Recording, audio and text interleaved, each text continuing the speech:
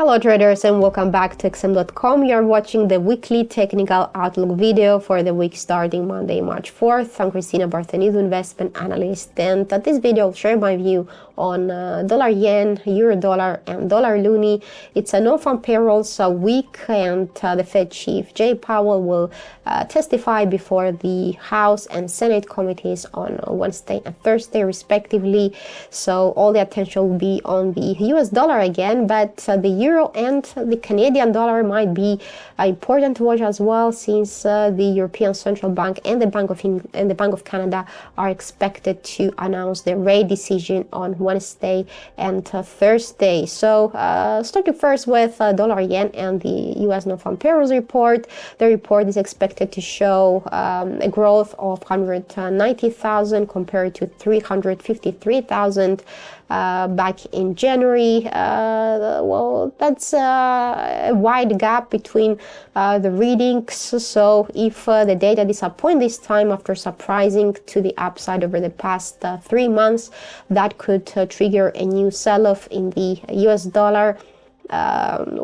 Jay Powell, I don't expect Jay Powell to send any clear signals about the June rate cut. Inflation, the inflation outlook is still quite uncertain, so there is no evidence that inflation is moving sustainably towards the central bank's 2% target. So perhaps Friday's non-farm payrolls report might be a bigger market mover for dollar yen.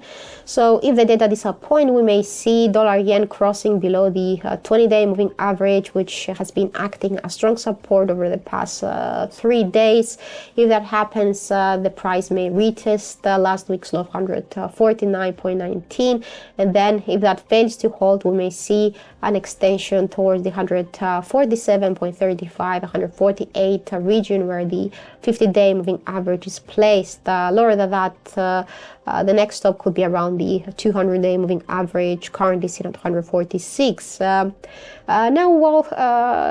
the break below the support trend line and the not so clear signals coming from the technical indicators, we can see that the RSI and the stochastic oscillators keep moving, are still maintaining a downward trajectory. The MACD is still below its red signal line, so there are no clear bullish signals. Nevertheless, if the non-farm payrolls report surprises to the upside, and if average hourly earnings come higher than expected, that could send dollar yen above the 150.80 key resistance, which has been blocking the way up since mid-February. In this case, we may see another battle somewhere between the 2022 and 2023 highs of 151.89, 151.93.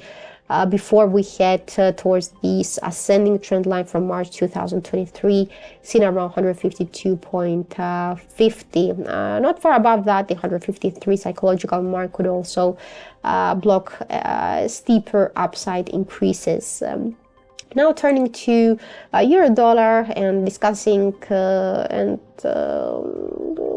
about the European Central Bank policy meeting. The central bank is not expected to cut interest rates. Interest rates will remain steady, but the central bank's new economic projections might provide some insight about whether a rate cut in June is more real now. So perhaps the central bank itself may not provide any clear signals, but if policymakers see inflation falling faster than previously expected, that could increase the odds for a rate cut in as soon as in June, in which case we may see a pullback in euro dollar. Perhaps some support could come around the 20-day moving average and this important support trend line at 1.0790 and at 1.08, a break of which could drive us down to the previous low of 1.0711 and the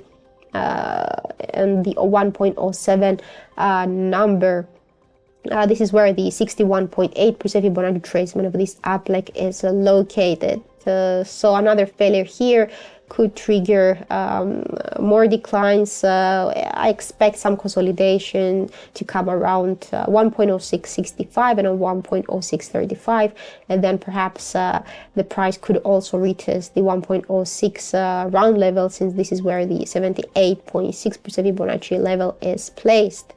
Now, looking at the technical indicators, we can see that the RSI is still above 50. The stochastics are trying to rebound, and the MACD is showing some improvement. So overall, there is some buying interest in the market. Though for the price to face a meaningful rally, it will need first to overcome the 1.0865 and 1.0880 region, where the 50-day moving average is placed. In this case, if the price successfully runs above that bar, the next stop could be around the 1.0930 resistance taken from January, and then higher than that, we may see another battle around this resistance around this descending trend line from May 2021, currently seen at 1.0980.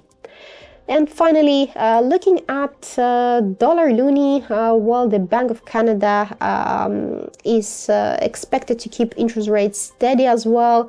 Perhaps policymakers might feel more confident to discuss about rate cuts, since inflation has dropped inside the central bank's control range target of 1 to 3%. But again, policymakers will need more evidence that this drop is sustainable, that inflation will continue to move towards the 2% midpoint target. So perhaps policymakers may avoid changing their guidance and calling for a rate cut. So in this case, if that happens, then dollar loonie could move lower, and in this case it would be interesting to see whether the price will manage to break this support trend line below 1.3537. The 20-day moving average at 1.35 has been a key support region previously, so it may act again, likely blocking any declines towards the 1.3460 constraining zone, where the support line for November 2023 is located. If not, if the decline continues, then then the price may seek shelter somewhere between its 50-day moving average and the 1.3420 region, where the 2021 ascending trend line is placed. Well, looking at the technical indicators, we don't have clear signals yet. The RSI is above 50. The MACD is also above its red signal line, which sends some positive signals.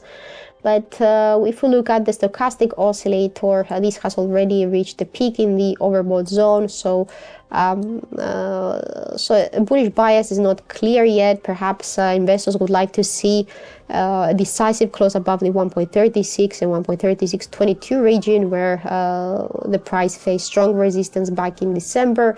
This is where the 61.8% Fibonacci tracement of this downtrend is located. So a successful move higher could see the price rising up to the 1.37 and 1.3745 territory. So that's all for this week's important FX pairs. Thank you for watching, and see you next time. Bye bye for now.